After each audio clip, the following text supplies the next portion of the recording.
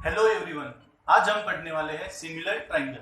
इसके पहले के टॉपिक में हमने देखा था बीपीटी और उसके ऊपर की कुछ प्रॉब्लम्स हमने लिए थे। ठीक है, तो आज हम सिमिलर ट्रायंगल के बारे में समझने की कोशिश करते हैं। और अब भी आपने इस चैनल को लाइक और सब्सक्राइब नहीं किया होगा तो प्लीज सब्सक्राइब। तो ध्यान दीजिए, सिमिलर ट्रायंगल मतलब क्या। अगर हम कोई भी दो ट्रायंगल लेते हैं और ये दोनों triangle, suppose this is A B C and this is PQR.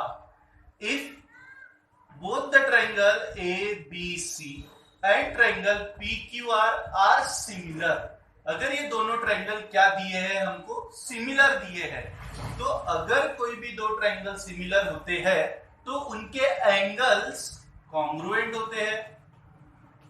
Angles are congruent and sides are proportional, means AB upon PQ and BC upon QR and AC upon PR। तो ये हमको बात ध्यान में रखना है कि अगर कोई भी दो ट्रायंगल सिमिलर होते हैं तो उसके angles are congruent and sides are proportional, then we say that the two triangles are similar. और हमको सिमिलरिटी बताने के लिए कुछ टेस्ट की भी स्टडी करना पड़ता है, तो जिसमें हम सबसे पहले पढ़ते हैं ए टेस्ट। अभी what is A test?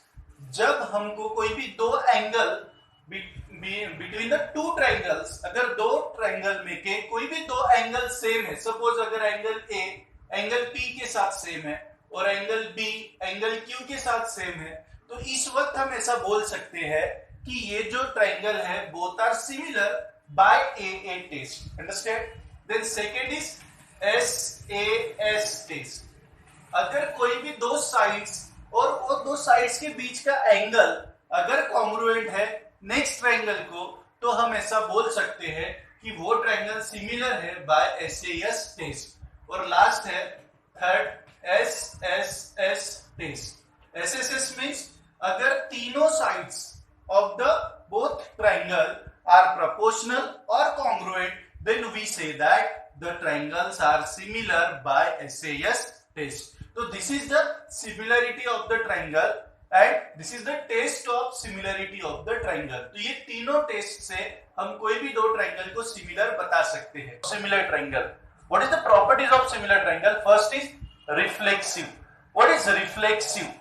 Reflexive means suppose कोई भी एक ट्रायंगल जो होता है, जैसे हम ट्रायंगल ABC ले रहे हैं तो खुद ही को सिमिलर होता है, इसको हम बोलते हैं रिफ्लेक्सिव प्रॉपर्टी।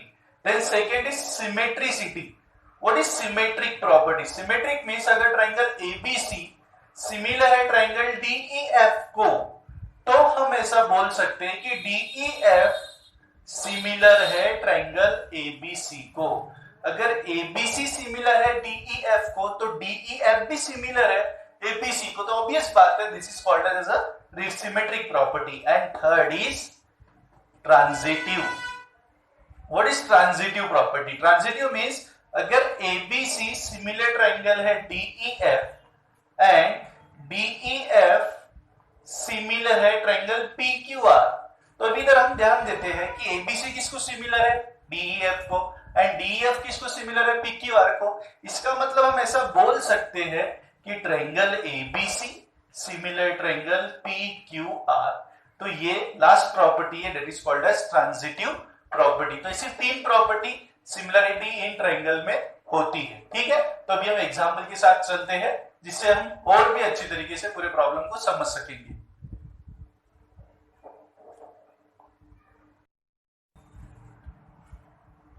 तो अब हम चलते हैं विद एग्जांपल के साथ। तो हमको फर्स्ट एग्जांपल क्या दिया गया है कि ये डायग्राम जो ABC और लाइन DE, तो यहाँ पे जो दो ट्रायंगल दिख रहे हैं, state the two triangles are similar और नॉट। तो हमको बताना है कि ये दो ट्रायंगल सिमिलर है या नहीं है।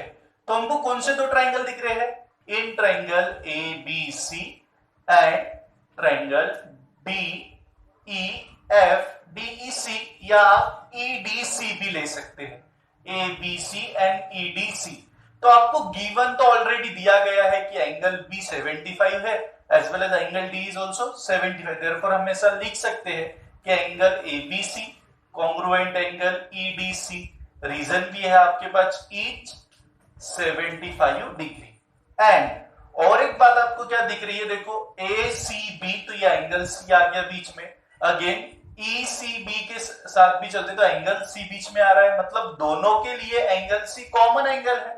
तो हम फिर से लिख सकते हैं angle A C B congruent angle E C D, तो ये कॉमन एंगल हो गया। और हमने अभी डिस्कस किया था कि अगर कोई भी दो एंगल भी सेम हो जाते हैं तो वो दोनों ट्रायंगल सिमिलर होते हैं, लेकिन वो कौन सी टेस्ट होती है? यस, दो एंगल रहे तो बाय ए टेस्ट हम क्या बोल सकते हैं कि triangle ABC similar triangle EDC. और आपको मालूम है अगर ये दोनों ट्रायंगल हेलो फ्रेंड्स, आज हम सिमिलरिटी लेसन के एक्सरसाइज नंबर 1.4 को समझने की कोशिश करते हैं। वन बाय वन एग्जांपल हम लेते हैं और उसको और डिटेल समझते हैं, ठीक है। तो इसके पहले हमको एक थ्योरम की थोड़ी प्रिपरेशन करना था, तो मैं उसका रिमेंबर में आपको बता देता हूँ। रिमेंबर क्या है, हमको ध्यान में क्या रखना है, अगर कोई भी दो ट्रायंगल सिमिलर है, जैसे एरिया ऑफ ट्रायंगल, जैसे triangle ABC similar triangle PQR है, तो हम ऐसा बोल सकते हैं कि the ratio of area of two triangle to similar triangle means अगर ये दोनों ट्रायंगल सिमिलर है तो उनके एरिया का जो रेशियो है वो क्या होता है? Side square. Side square means A B square upon P Q square या B C square upon Q R square या A C square upon P R square भी हो सकता है। तो ये हमको थोड़ा ध्यान में रखना है। इसी की सहायता से हम बाकी के पूरे प्रॉब्लम इस एक्सरसाइज में सॉल्व करने वाले हैं। तो वन बाय वन सभी प्रॉब्लम को हम समझते हैं। जिसे में पहला एग्जांपल दिया गया है, मैं क्वेश्चन को पढ़ता हूं, आप भी बुक में क्वेश्चंस देखते रहिए। क्वेश्चन में क्या बोला गया है? The ratio of corresponding sides of a similar triangle, the ratio of corresponding side of similar triangle 3:5, find the ratio of their areas. अभी देखो हमको क्या बोला कि the ratio of area of two similar triangle, उसकी corresponding side. अभी हमको मालूम है कि दो ट्रायंगल दिए गए हैं और उनके एरिया का रेशियो, तो हमको ट्रायंगल नहीं मालूम, इसलिए let A1 and A2 be the area of two triangles, ठीक है, टू ट्रायंगल्स। और गिवन क्या दिया है? A1 similar A2, this is your given, ठीक है। एंड और क्या दिया गया है? The ratio of its corresponding sides and let again B1 and B2 be the corresponding sides. तो ये भी हमको गिवन है, तो ये क्या दिया गया हमको? B1 रेस टू B2 क्या दिया गया है अभी हमको? 3:5, ठीक है। तो दोस्तों ये हमको दिया गया है। A1 और A2 हमने दो ट्रायंगल ले लिए और दोनों क्या है? सिमिलर, और उनकी साइड्स को हमने B1 और B2 कंसीडर किया है और उनका रेशियो हमको दिया गया है 3:5। तो अगर मुझे एरिया का रेशियो लेना है तो ऑब्वियस बात है, अगर ये दोनों ट्रायंगल सिमिलर है, अगर दो ट्रायंगल सिमिलर होते हैं तो उनके एरिया का रेशियो क्या होता है? Side square. तो यहाँ पे भी अगर ये दोनों ट्रायंगल सिमिलर है तो उनके एरिया का रेशियो क्या हो जाएगा? यस, बाय थ्योरम हम क्या लिख सकते हैं बेटा? A1 upon A2 equal to B1 upon B2 whole square. तो what is B1 upon B2? Yes, 3/5 whole square means 9/25। तो this is your answer. A1 race to A2 is equal to 9/25। तो अगर आपका आंसर, ये तो हो गया आपका आंसर, लेकिन हमको आंसर वर्ड्स में पूछा गया है, तो हम लिख सकते हैं therefore the ratio of their areas equal to 9/25। तो ये हो गया आपका फर्स्ट क्वेश्चन। ओके, इस तरीके से हम सेकेंड, थर्ड और फोर्थ को भी सॉल्व कर सकते हैं। तो आई होप आपको सेकेंड क्वेश्चन अच्छी तरीके से समझ में आ जाएगा, सिमिलरली थर्ड भी समझ में आ जाएगा। हम अभी पढ़ते हैं क्वेश्चन नंबर 4 की तरफ। सिर्फ ध्यान में रखना है आपको, रिमेंबर। ओके, तो हम क्वेश्चन नंबर 4 की तरफ चलते हैं। हाँ, तो चलो हम अपने क्वेश्चन नंबर 4 की तरफ आते हैं।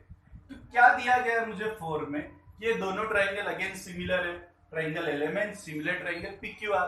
तो आपको फिर से मालूम है अगर दो ट्राइंगल सिमिलर होते हैं तो बाय थ्योरम हम क्या लिख सकते हैं, उनके एरिया का रेशियो क्या होता है, यस साइड स्क्वायर। तो मुझे उनके एरिया का रेशियो नहीं निकालना है, यहाँ पे मुझे एक साइड निकालनी है। तो मुझे गिवन क्या दिया गया है, तो ये दिया गया है और क्या है, तो triangle LMN similar triangle PQR। तो इसका मतलब आप क्या लिख सकते हैं, area of triangle LMN upon area of triangle PQR equal to side square. तो कौन सी साइड लेंगे हम, जैसे LMN की हमको यहाँ पे कौन सी साइड दी गई है, MN, तो हम MN का स्क्वायर ले लेंगे। अगेन इसकी कौन सी साइड, तो QR। ये कहां से आया बेटा, बाय थ्योरम। ऐसा हम इसलिए लिख सकते हैं क्योंकि ये दोनों ट्राइंगल क्या है, सिमिलर है। हमने नाम दे दिया इसको इक्वेशन नंबर 1। एंड और क्या दिया है, तो 9 into area of triangle PQR is equal to 16 into area of triangle LMN। तो हम उसको इस तरीके से कन्वर्ट कर लेते हैं। तो यहाँ पे आपको दिख रहा है कि ये PQR मल्टीप्लाई में, तो ये डिवाइड में चले जाएगा। सिमिलरली ये 16 भी मल्टीप्लाई में, तो वो भी डिवाइड में आएगा।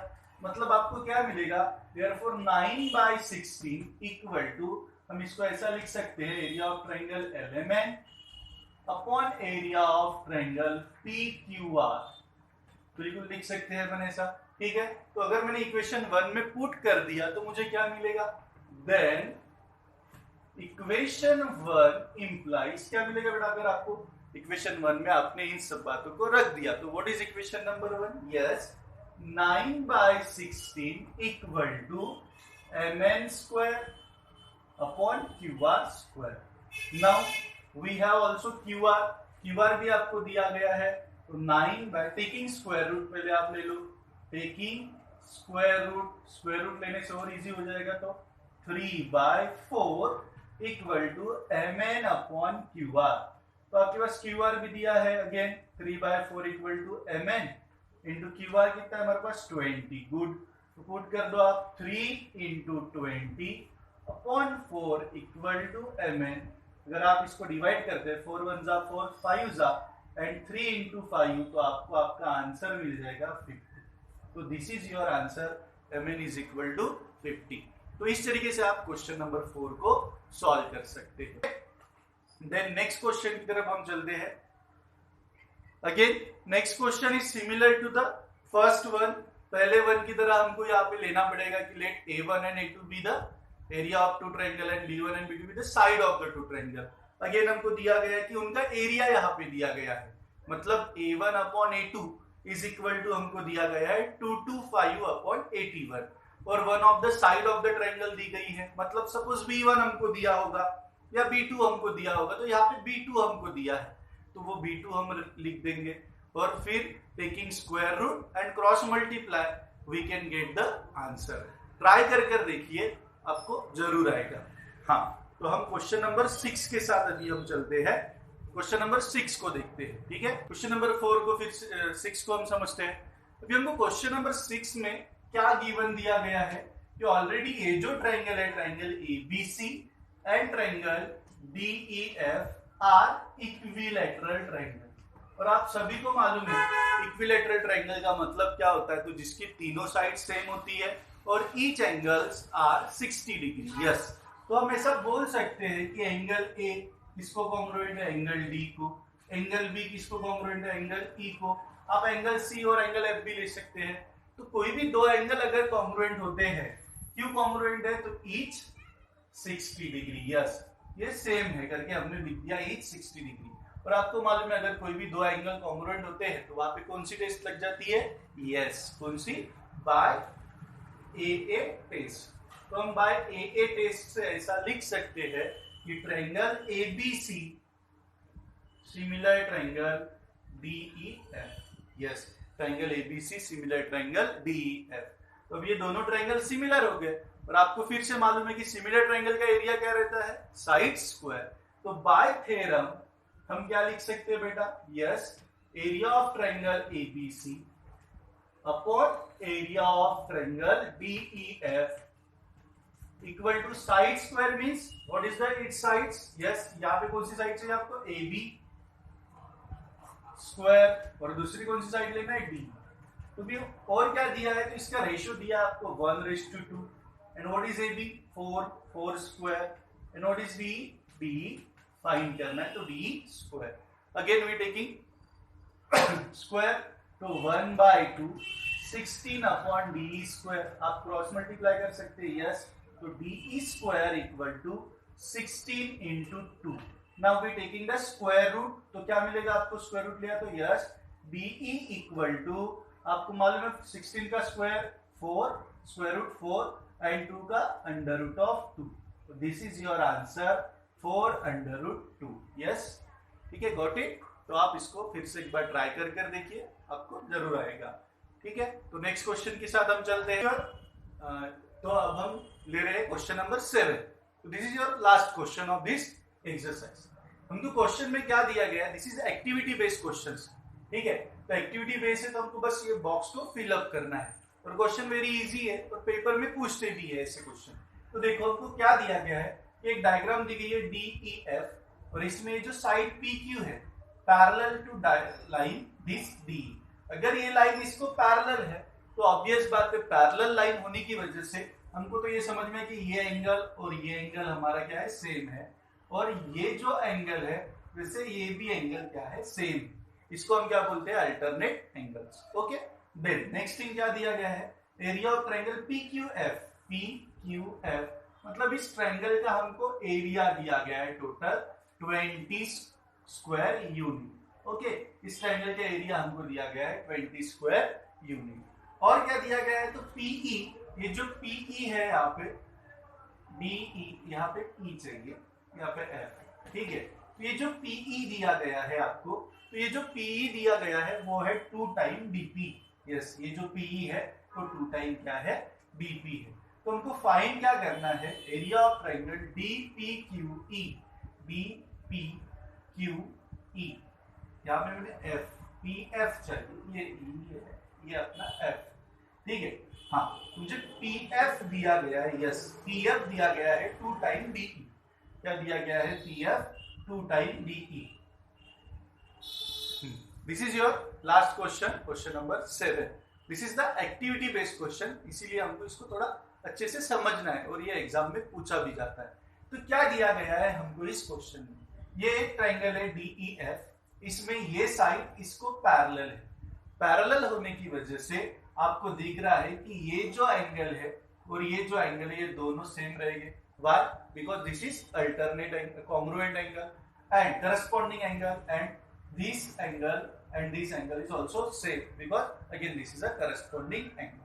और क्या दिया गया है कि जो PQF है, मतलब PQF, इसका एरिया हमको दिया गया है 20।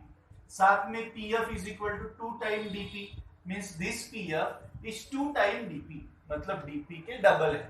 और हमको क्या फाइंड करना है, area of quadrilateral DPQE, DPQE, मतलब मुझे ये एरिया फाइंड करना है। तो ऑब्वियस बात है, अगर आपको ये एरिया फाइंड करना है तो इसके लिए आपको वो बड़े से ट्रायंगल में से, मतलब DEF में से आपको ये जो PQF है, ये जो ट्रायंगल है उसका एरिया क्या करना पड़ेगा, माइनस करना पड़ेगा। मतलब आपको पहले बड़े ट्रायंगल का एरिया निकालना है, उसके बाद छोटे ट्रायंगल के एरिया को उसमें से माइनस करना है। तो हम लेट्स स्टार्ट द क्वेश्चन। हमको दिया गया area of triangle PQF is equal to 20, PF equal to 2 time DP। Okay, लेकिन हमने DP को क्या कंसीडर कर लिया बेटा, X, तो PF इक्वल टू क्या हो गया, 2X। ओके, ना DF, अगर हम पूरा DF लेते हैं तो DF का मतलब क्या हो रहा है, DP plus PF, DP plus PF, तो this is DP plus PF। Okay, तो अभी what is DP, yes, DP is X and what is PF, 2X। again therefore X plus 2X is equal to 3X। understand? then what is next, अभी हम कौन से दो triangle ले रहे हैं, FDE and triangle FPQ। Okay, ये दो हमने ट्रायंगल दिए। तो क्या दिया है, सबसे पहले angle FDE congruent angle FPQ, क्या होना चाहिए फिर यहाँ पे, एंगल FPQ, और इसको हम कौन सा एंगल बोलेंगे, corresponding angle. Okay, then what is next, again क्या दिया गया है, एंगल FED, ओके। तो अगर FED ये एंगल दिया है तो इसके लिए हमको कौन सा एंगल करस्पॉन्डिंग रहेगा, FQE, यस, एंगल FQE। तो ये हो गया आपका नेक्स्ट करस्पॉन्डिंग एंगल।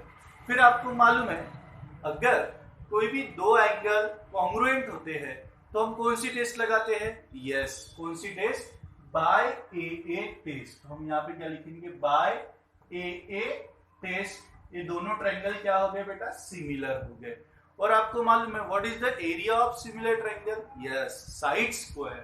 तो area of triangle FDE upon area of triangle FPQ। तो आपको FDE में का जो कौन सी साइड निकालनी है तो वो है DF, तो आप उसमें FDE का आप ले लो DF, और फिर यहाँ पे क्या दी है तो PF, इसको हम ले लेते PF, ओके। तो ये हो गया DF अपॉन PF।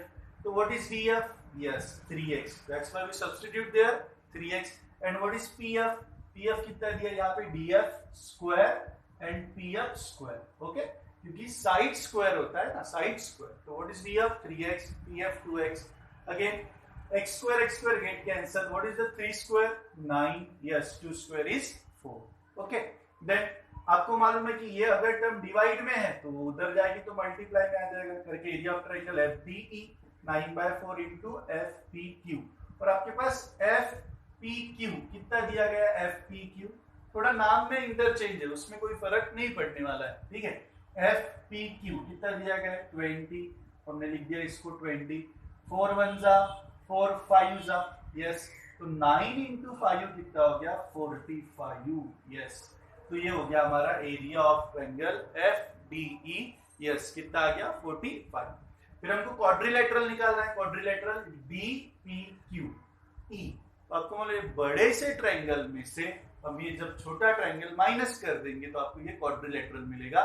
मतलब बड़े से ट्रायंगल का एरिया आ गया है 45 और वो छोटे से ट्रायंगल का एरिया है 20, माइनस करेंगे तो आपको आंसर मिलेगा 25 स्क्वायर यूनिट, यस। तो this is your answer 25 square unit, ठीक है। तो देख लीजिए अच्छे से, आपको जरूर समझ में आएगा। कोई भी प्रॉब्लम है तो आप मुझे कमेंट कर सकते हैं, मैं आपको प्रॉब्लम सॉल्व कर दूंगा, ओके। तो आपको समझ में आया है तो लाइक और शेयर जरूर कीजिए। Thank you.